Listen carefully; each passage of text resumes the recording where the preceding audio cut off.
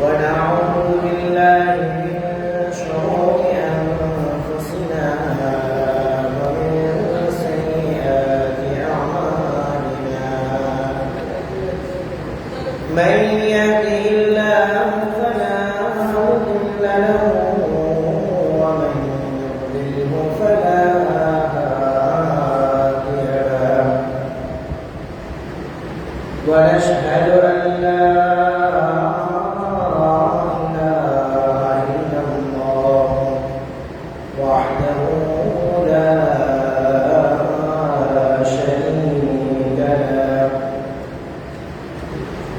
ونشهد أن سيدنا وسندنا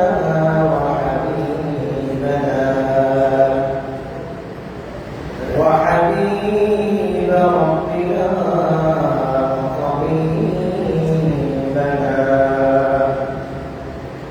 وطبيب قلوبنا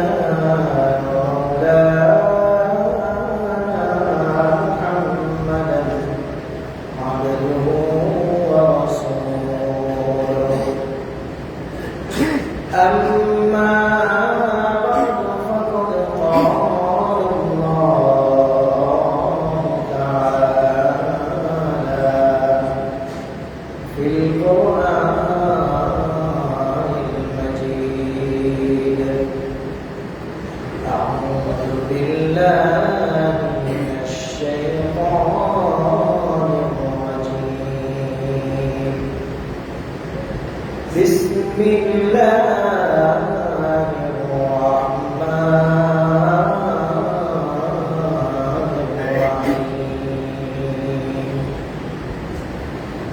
وما أرسلناك إلا رحمة للعالمين وقال تعالى في آية أخرى ما آتاكم الرسول فخذوه وما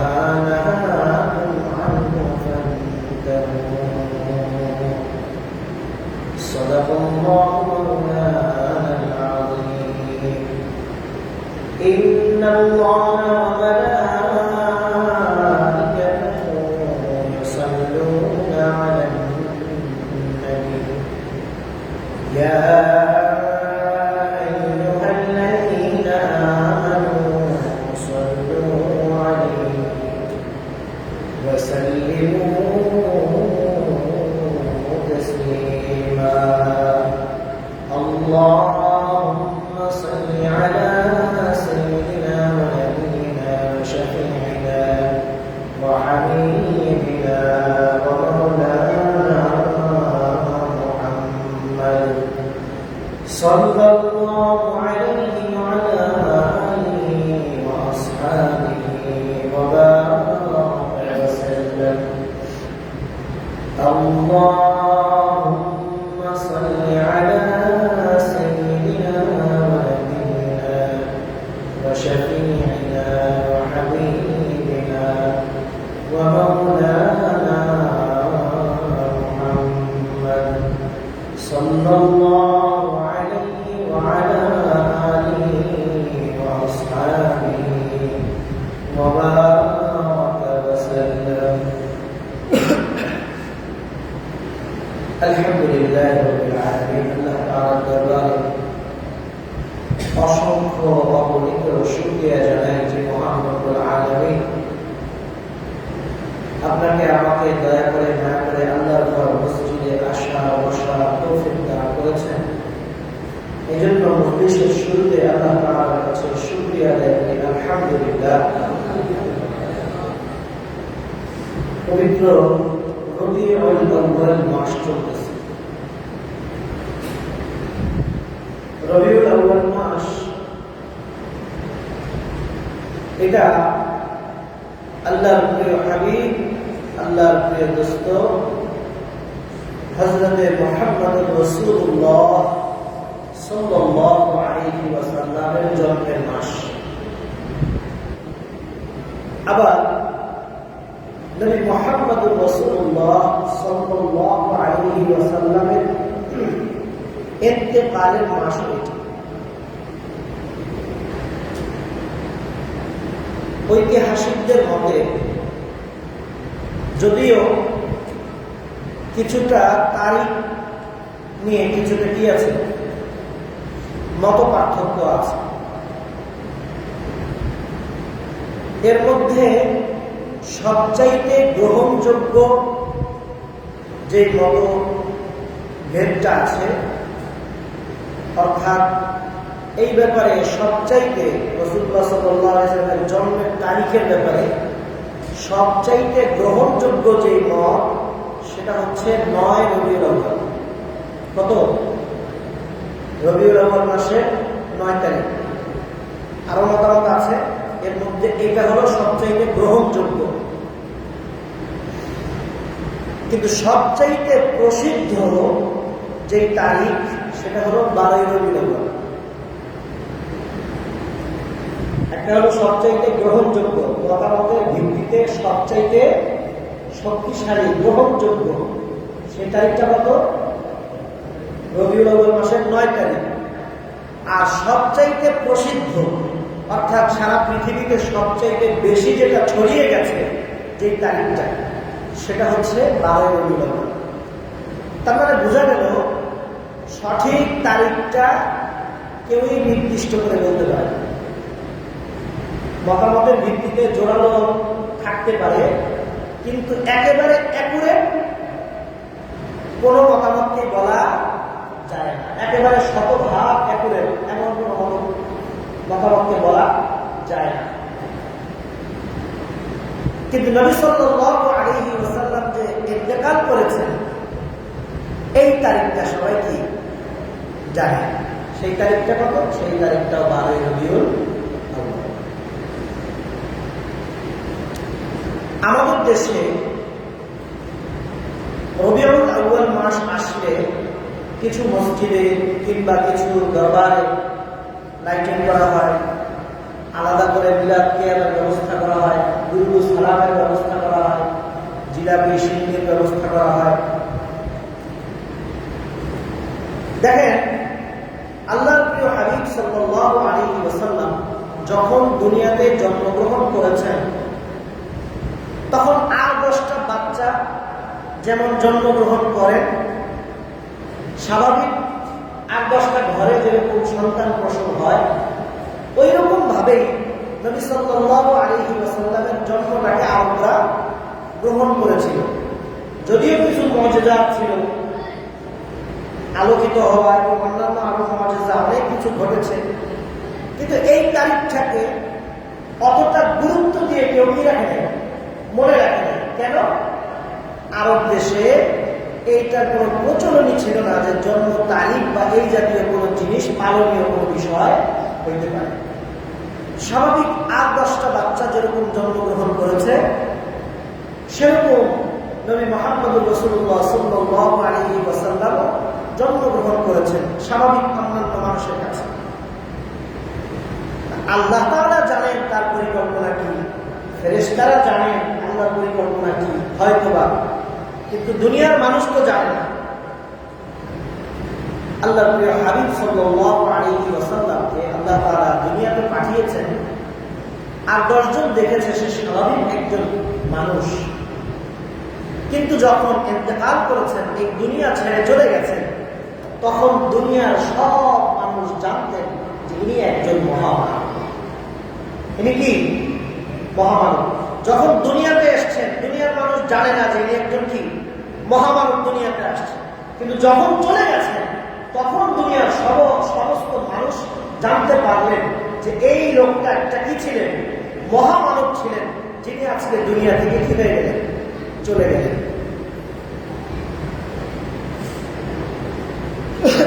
দেখেন, আল্লাহর প্রিয় হাবিব সাল্লাল্লাহু আলাইহি ওয়াসাল্লামের জন্য মিলাদের ব্যবস্থা, দুরূদের ব্যবস্থা, এটার মৌলিক বিষয়টা কি আমাদের বুঝতে হবে।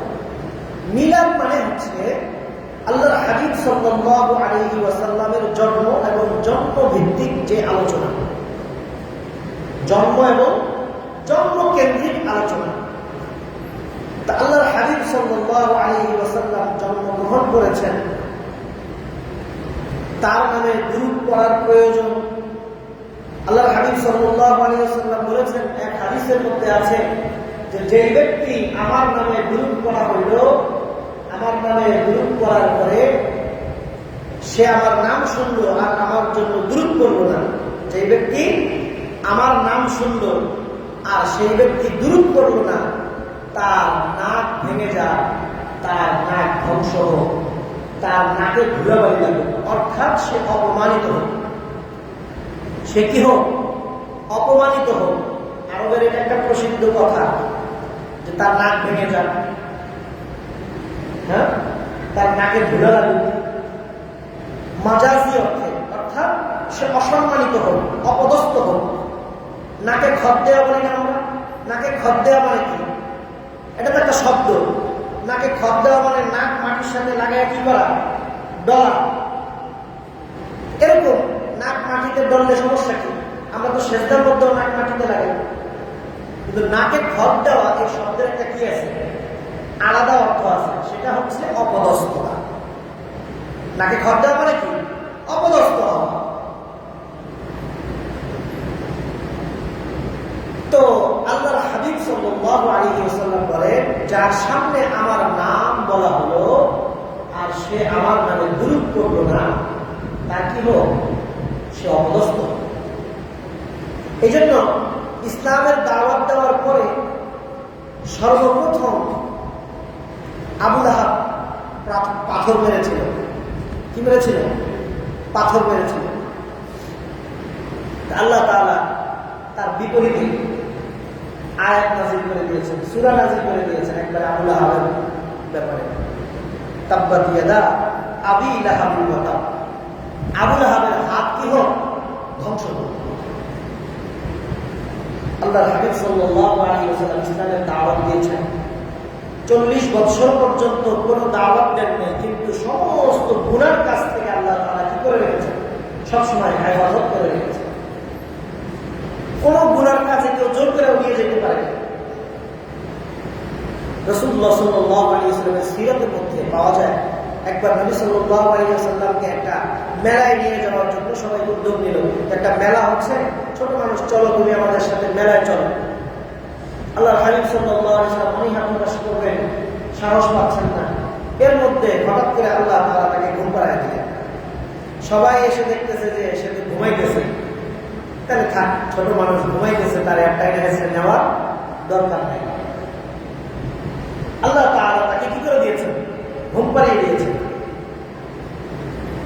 এরকম ভাবে আল্লাহ তাআলা আল্লাহর প্রিয় হাবিব সাল্লাল্লাহু আলাইহি ওয়াসাল্লামকে বিভিন্ন মেলা, গান বাদ্য এবং গুনাহের কাজ থেকে সবসময় কি করেছেন? হেফাজত করেছেন। আল্লাহর হাবিব সাল্লাল্লাহু আলাইহি ওয়াসাল্লাম নবুয়ত প্রাপ্ত হলেন 40 বছর বয়সে। 3 বছর একেবারে গোপনে ইসলাম প্রচার করলেন, একবারে গোপনে গোপনে গোপনে গোপনে নিজের পরিবার, কাছের মানুষ, আত্মীয় স্বজন, তাদের কাছে ইসলামের দাওয়াত দিতে এক পর্যায়ে নবী সাল্লাল্লাহু আলাইহি ওয়াসাল্লাম তার আত্মীয় স্বজন সবাইকে নিয়ে গেলেন। নবী সাল্লাল্লাহু আলাইহি ওয়াসাল্লামের আত্মীয় স্বজনের মধ্যে আবু জাহাল, আবু লাহাব, এরাও তো আছে। আত্মীয় স্বজনদের চাচা, একদিকে তারা নেতা, আর একদিকে চাচা। দাওয়াত দেওয়ার জন্য নিয়ে গেছেন। আরবের এক পাদদেশে নিয়ে গিয়ে নবী সাল্লাল্লাহু আলাইহি ওয়াসাল্লাম জিজ্ঞাসা করলেন, ওই সাফা মারওয়ার সামনে, ওইখানে এখন তো ব্যারিকেড দেওয়া, হাজী সাহেব যারা আছেন বা ওমরা করতে গিয়েছেন আপনারা দেখেছেন, সাফা মারওয়া পাহাড়টা কি দেওয়া? মূল যে অংশটা খোলা, ওই অংশটা ব্যারিকেড দেওয়া, গ্লাস দিয়ে আটকানো, একটু অংশ রাখা হয়েছে খোলা দেখার জন্য, আর বাকিটা টাইলস করে দেওয়া হয়েছে, মার্বেল পাথর দিয়ে আটকে দেওয়া হয়েছে। তো সাফা পাহাড়ের নিচে সবাইকে একত্র করে নবী সাল্লাল্লাহু আলাইহি ওয়াসাল্লাম জিজ্ঞাসা করলেন, আমি যদি বলি অমুক হয়েছে, তমুক হয়েছে, দুনিয়ার এটা থেকে ওটা হয়ে গেছে, ওটা থেকে ওটা হয়ে গেছে, বিভিন্ন কথা বললেন, সংক্ষেপ করার জন্য বলতেছি। তো সবাই বলতে যে হ্যাঁ, তোমাকে আমরা এতটুকু বিশ্বাস করি যে তুমি যা বলবা আমরা তা একদিন এক বাক্যে কি করি, স্বীকার করি। তুমি আমাদের কাছে এত বিশ্বস্ত, তুমি আমাদের বিশ্বস্ত লোক। তুমি যদি বলো সূর্য পশ্চিম থেকে উঠেছে, আমরা সেটা মেনে নিতে রাজি। নবী সাল্লাল্লাহু আলাইহি ওয়াসাল্লাম বললেন, কুলু লা ইলাহা ইল্লাল্লাহ। আমি বলছি তোমরা কি করো, লা ইলাহা ইল্লাল্লাহ বলো। তোমরা সবাই বলো যে আল্লাহ ছাড়া কোনো কি নাই, মাবুদ নাই। এত সত্যবাদী নবী, এত মহব্বতের নবী, এত আমানতদার নবী, যখন লা ইলাহা ইল্লাল্লাহ দাওয়াত দিছে তখন শত্রু হয়ে গেল। সর্বপ্রথম পাথরটা তার চাচা আবু লাহাব মারল। আবু লাহাবের ব্যাপারে আল্লাহ তাআলা কোরআনের আয়াত কি করে দিলেন, পরবর্তীতে নাযিল করে দিলেন। এইভাবে করে আল্লাহর হাবিব সাল্লাল্লাহু আলাইহি ওয়াসাল্লাম সর্বপ্রথম গোপনে, এরপরে আস্তে আস্তে আস্তে আস্তে প্রকাশ্যে নবী সাল্লাল্লাহু আলাইহি ওয়াসাল্লামের 63 বছরের জিন্দেগিতে নবী সাল্লাল্লাহু আলাইহি ওয়াসাল্লাম মক্কায় কত বছর ছিলেন? কত বছর ছিলেন? কত বছর? 13। বাকি 40 বছর কোথায়? মক্কায় ছিলেন 53 বছর। মক্কায় ছিলেন কত বছর? 53 বছর। নবুয়তের পর থেকে 13 বছর, অর্থাৎ ইসলামের সম্পূর্ণ দাওয়াত, কোরআনের হুকুম আহকাম, বিধিবিধান, এগুলা ইসলামের দাওয়াত আল্লাহ রাসূল সাল্লাল্লাহু আলাইহি ওয়াসাল্লাম 40 বছর বয়স থেকে নিয়ে 53 বছর বয়স পর্যন্ত মক্কায় দিয়েছেন। এর পরের 10 বছর মদিনায় চলে গিয়েছেন হিজরত করে।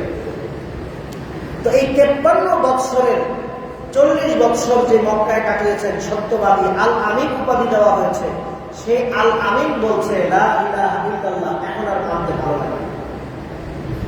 এখন আর কি লাগে না? মানতে ভালো লাগে না। তা আল্লাহর হাবিব সাল্লাল্লাহু আলাইহি ওয়াসাল্লাম এই যে লম্বা একটা সময় মক্কায় অতিবাহিত করেছেন, তখনও আল্লাহর হাবিব সাল্লাল্লাহু আলাইহি ওয়াসাল্লাম তার জন্মদিবস পালন করেন নাই। এখন বলতে পারেন যে নিজের জন্মদিবস নিজে কি পালন করা, এটা কেমন দেখা যায়? সুন্দর দেখা যায়, একটু অন্যরা পালন করবে। যেই নবী আল্লাহর প্রিয় হাবিব, যেই নবী রাহমাতুল লিল আলামিন, আল্লাহ নিজে বলছেন, ওয়া আরসালনাকা ইল্লা রাহমাতাল লিল আলামিন, যিনি না আসলে আমরা না জানি এখনো কত জাহালাতের মধ্যে ডুবে থাকতাম। ঈসা আলাইহিস সালাতু ওয়াস সালাম দুনিয়া থেকে চলে যাওয়ার পরে, আল্লাহ তাআলা ওনাকে উঠিয়ে নেওয়ার পরে, তারপরেও 570 বছর এই দুনিয়াতে কোনো নবী নাই। এই যে জাহালাতের একটা সময় শুরু হয়ে গিয়েছিল, সেই জাহিলি যুগের মধ্যে আল্লাহ রাব্বুল আলামিন নবী মুহাম্মদ রাসূলুল্লাহ সাল্লাল্লাহু আলাইহি ওয়াসাল্লামকে পাঠিয়েছেন। মানুষকে মানবতার ফেরিওয়ালা হিসেবে নবী সাল্লাল্লাহু আলাইহি ওয়াসাল্লামকে পাঠিয়েছেন, যেন এই মানুষকে জাহালাত থেকে মুক্ত করা যায়। সেই নবী সাল্লাল্লাহু আলাইহি ওয়াসাল্লাম দো জাহানের বাদশা, রাহমাতুল লিল আলামিন। আল্লাহ বলছেন, ওয়া আরসালনাকা ইল্লা রাহমাতাল লিল আলামিন, এই জাহালাত থেকে যিনি আমাদেরকে মুক্ত করার জন্য আল্লাহ যাকে পাঠিয়েছেন, তিনি তো আমাদের এই দুনিয়ার জগতেরও রহমত, আখিরাত জগতেরও রহমত। তিনি আমাদেরকে জাহান্নাম থেকে বাঁচিয়ে জান্নাতের পথ দেখানোর জন্য এসেছেন। তাইলে আমাদের জন্য দুনিয়াতে সে কি রহমত, আখিরাতেও রহমত। আল্লাহর প্রিয় হাবিব সাল্লাল্লাহু আলাইহি ওয়াসাল্লামের জিন্দেগি, বিবাহ শাদী থেকে শুরু করে, বাথরুমে ঢোকা থেকে শুরু করে, কিভাবে বাথরুম করবে, পায়খানা করবে, কোন পজিশনে বসবে, স্ত্রী কিভাবে ব্যবহার করবে, কিভাবে স্ত্রীর সাথে বিছানায় প্রবেশ করবে, সব কিছু যেই নবীর জিন্দেগির সমস্ত উম্মতের সামনে প্রকাশ্য, আল্লাহর প্রিয় হাবিব সাল্লাল্লাহু আলাইহি ওয়াসাল্লামের এই জন্ম তারিখ পালন করার বিষয়ে যদি কোনো বিধান থাকতো, তাহলে কি আল্লাহর হাবিব সাল্লাল্লাহু আলাইহি ওয়াসাল্লাম সেটা অবশ্যই উম্মতে মুহাম্মাদীকে বলে যেতেন না? অবশ্যই অবশ্যই বলে যেতেন। তর্কের খাতিরে মেনে নিলাম 12 রবিউল আউয়াল যদি নবী সাল্লাল্লাহু আলাইহি ওয়াসাল্লামের জন্ম তারিখ হয়, তাহলে এই তারিখটা তো নবী সাল্লাল্লাহু আলাইহি ওয়াসাল্লামের ইন্তেকালেরও তারিখ।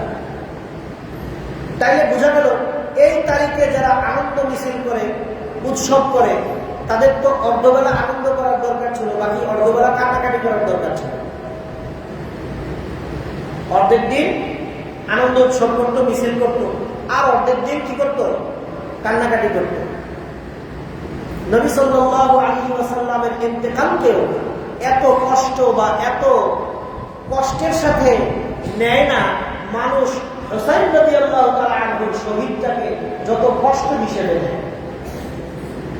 অবশ্যই হুসাইন রাদিয়াল্লাহু তাআলা আনহুর কারবালার শহীদ হওয়া আমাদের জন্য অত্যন্ত হৃদয় বিদারক, কিন্তু নবী মুহাম্মদ রাসূলুল্লাহ সাল্লাল্লাহু আলাইহি ওয়াসাল্লাম দুনিয়া থেকে চলে গেছেন, তার চাইতেও কি বেশি হৃদয় বিদারক?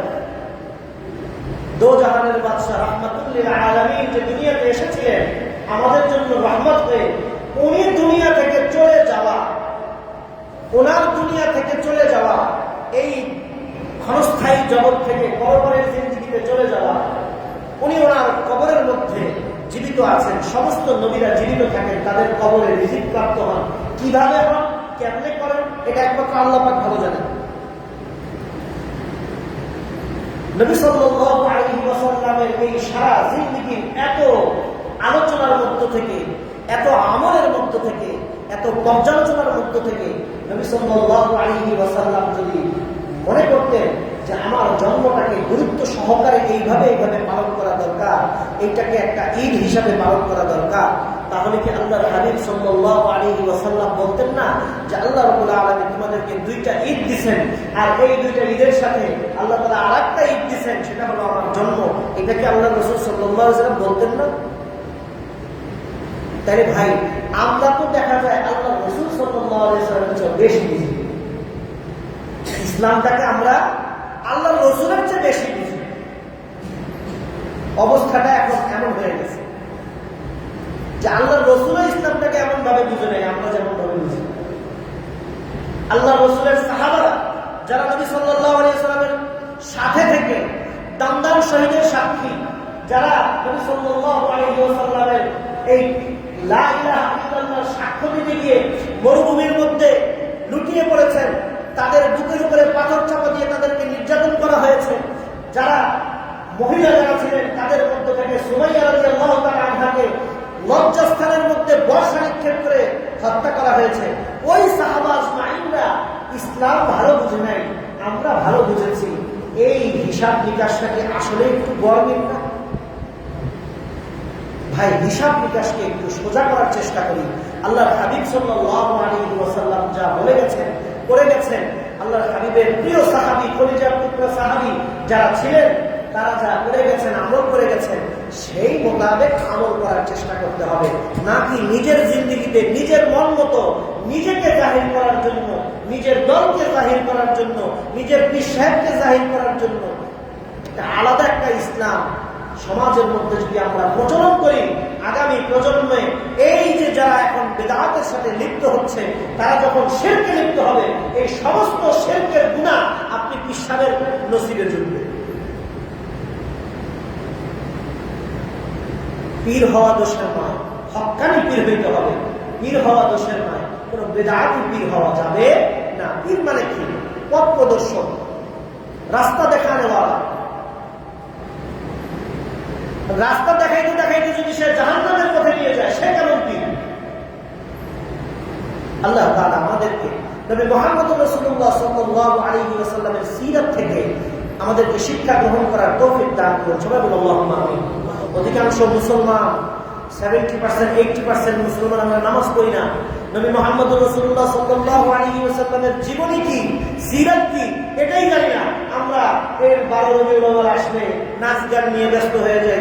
এরপরে এই সিন্নি, নবী সাল্লাল্লাহু আলাইহি ওয়াসাল্লামের নামে দুরূদ পড়ার নাম এখন হয়ে গেছে জিলাপি বিতরণ আর সিন্নি বিতরণ। এটা তো একটা আমল ছিল।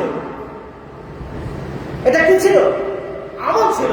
প্রতিদিন, প্রতি মুহূর্তে আল্লাহ হাবিব সাল্লাল্লাহু আলাইহি ওয়াসাল্লামের কাছে এক সাহাবী জিজ্ঞাসা করলেন, বললেন যে ইয়া রাসূলুল্লাহ, ইয়া হাবিবাল্লাহ, আমি 24 ঘন্টার দিনের মধ্যে সমস্ত এই আমাদের যে দিন এবং রাত, এর মধ্যে থেকে 4 ভাগের 1 ভাগ আমি আপনার নামে দুরূদ করতে চাই। দুরূদের যেহেতু এত ফজিলত আপনি বর্ণনা করেছেন, আমি আপনার নামে দুরূদ করতে চাই। আল্লাহ হাবিব সাল্লাল্লাহু আলাইহি ওয়াসাল্লাম বললেন, খুবই ভালো কথা, তবে আরো একটু বেশি হলে কি হয়? ভালো হয়। এবার সাহাবী বললেন, ইয়া রাসূলুল্লাহ, ইয়া হাবিবাল্লাহ, তাহলে আমি দিন এবং রাতকে 3 ভাগ করি। 3 ভাগে, আগে বলছে কত? 4 ভাগের 1 ভাগ, এখন বলতেছে কত? 3 ভাগ করি। আগে 4 ভাগের 1 ভাগ করে 6 ঘন্টা, প্রতি 6 ঘন্টায় আল্লাহ রাসূল সাল্লাল্লাহু আলাইহি ওয়াসাল্লামকে আল্লাহ রাসূলের দুরূদ পড়বে, আর বাকি সময় অন্যান্য কাজ করবে, ইবাদত করবে। এবার আল্লাহ রাসূল সাল্লাল্লাহু আলাইহি ওয়াসাল্লামকে সাহাবী বলতেছেন যে 3 ভাগের 1 ভাগ আমি দুরূদ পড়ব, আর বাকি 2 ভাগ কি করব? আমি অন্যান্য কাজ এবং আল্লাহর ইবাদত করতে দিব। আল্লাহ রাসূল সাল্লাল্লাহু আলাইহি ওয়াসাল্লাম বললেন, হ্যাঁ, এটা আগেরটার চাইতেও উত্তম, তবে আরো বেশি দুরূদ করতে পারলে আরো ভালো। সাহাবী বলতেছে যে হুজুর, তাইলে এভাবে 3 ভাগ থেকে 2 ভাগ, 2 ভাগ থেকে, এবার বলতেছে, ইয়া রাসূলুল্লাহ, ইয়া হাবিবাল্লাহ, তাইলে আমি এক কাজ করি, আল্লাহর যত ফরজ বিধানগুলো আছে, ফরজ ওয়াজিব বিধানগুলো আছে, এই বিধানগুলো মানার পর বাকি যে সময়টা থাকে আমি অন্যান্য কাজও করব, আমি আপনার নামে দুরূদ করতে থাকবো। অর্থাৎ 24 ঘন্টা আল্লাহর ফরজ বিধানের পাশাপাশি আমি আপনার নামে কি করতে থাকবো? দুরূদ করতে থাকবো। আল্লাহ রাসূল সাল্লাল্লাহু আলাইহি ওয়াসাল্লাম বলেন, হ্যাঁ, এটাই হচ্ছে সবচাইতে উত্তম। তাহলে আল্লাহ রাসূল বলতেছেন 24 ঘন্টা আল্লাহ রাসূলের জন্য দুরূদ পড়া সবচাইতে উত্তম। আর আমরা বেছে নিয়েছি একবার জিলাপি বিতরণ করার জন্য, আমরা কিছু দুরূদ সালাম পেশ করলাম, আর কিছু জিলাপি বিতরণ করলাম, কিছু সিন্নি বিতরণ করলাম, কিছু খিচুড়ি বিতরণ করলাম। আমরা এটাকে জিলাপির সাথে, খিচুড়ির সাথে, বিরিয়ানির সাথে লাগাই ফেললাম। এইটা তো ছিল না, আমাদের তো একটা আমল ছিল, আমরা আমল করার দরকার ছিল। আমরা এটাকে এখন উৎসব বানাই দিচ্ছি, আমরা এটাকে এখন একটা বিরিয়ানির সাথে লাগাই দিচ্ছি, একটা জিলাপির সাথে লাগাই দিচ্ছি। আল্লাহ হাবিব সাল্লাল্লাহু আলাইহি ওয়াসাল্লামের বেশি বেশি দুরূদ পড়া লাগবে। কম পক্ষে সারাদিনে কমপক্ষে কয়বার? 100 বার। কমপক্ষে কয়বার? 100 বার। হাঁটতে, চলতে, ফিরতে বড় দুরূদ না পারি, ছোট দুরূদ করি, সাল্লাল্লাহু আলাইহি ওয়াসাল্লাম, এটা একটা দুরূদ। এটা পড়তে কয় মিনিট লাগবে? 2-3 মিনিটও লাগবে না 100 বার করতে। সাল্লাল্লাহু আলাইহি ওয়াসাল্লাম, সাল্লাল্লাহু আলাইহি ওয়াসাল্লাম, সাল্লাল্লাহু আলাইহি ওয়াসাল্লাম। তো ভাই আসেন, আমরা নবীর সিরাত দেখে আমাদের সুরতটাকে ঠিক করি, নাকি আমার অন্যান্য পারিপার্শ্বিক অবস্থা দেখে? আল্লাহর হাবিব সাল্লাল্লাহু আলাইহি ওয়াসাল্লাম যেভাবে ইসলামটাকে শিখিয়ে গেছেন, তার সাহাবা আজমাইনরা যেভাবে পালন করেছেন, শিখেছেন, শিখিয়ে গেছেন, আমরা তাদেরকে দেখে, তাদের জীবনী দেখে, তাদেরকে দেখে আমরা কি করি? ইসলামটাকে শেখার চেষ্টা করি। আল্লাহ তাআলা আমাদেরকে তৌফিক দান করুন। ওয়া তাওফীক ইল্লা বিল্লাহ। ওয়া আখিরু দাওয়ানা আলহামদুলিল্লাহি রাব্বিল আলামিন। ওয়াসসালামু আলাইকুম ওয়া রাহমাতুল্লাহি ওয়া বারাকাতুহু। যারা ক্বাবলাল জুমআহ সুন্নাত আদায় করতে চাই, ক্বাবলাল জুমআহ সুন্নাত আদায় করেন।